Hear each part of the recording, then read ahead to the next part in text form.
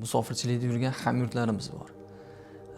Tabiiyki boshqa bir yurtni mazhabi boshqa bo'lishi mumkin. Masalan, Imom Shofiy, Imom Hanbali yo Molikiy mazhabida bo'lishi mumkin. Va u yerdagi namozlarda ham farq qilishi mumkin.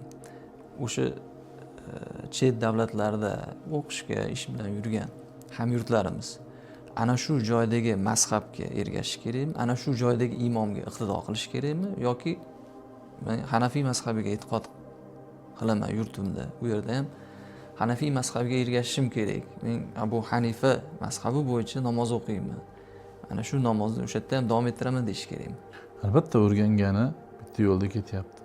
1 yilga borar, yarim yilga borar. U yerda o'zgartirib olib turib, keyin qaytib kelib yana bunga o'taman desa, o'zi uchun qiyinchilik u.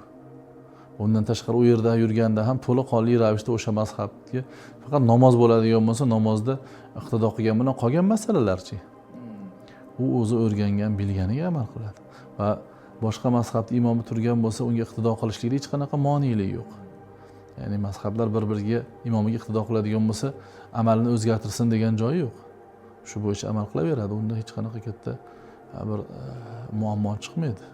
Boradi, qanday namoz o'rgangan bo'lsa, shunday o'rgangancha o'qiyveradi, qaytib kelib yana shunday davom etadi.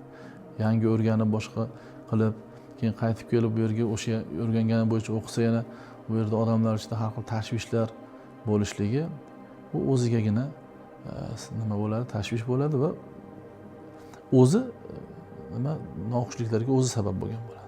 Demak, hamyurtlarimiz o'sha joyni demak imomiga iqtido qilish. Albatta imomga iqtido qilishlik durust bo'ladi, lekin o'zi qanday yurtida namoz o'qiyotgan bo'lsa, shunday o'qiyveradi. Bir-biriga zid yeri yo'q. Iqtido qilgan vaqtda o'sha shunday qilib o'qisin degan joyi yo'q.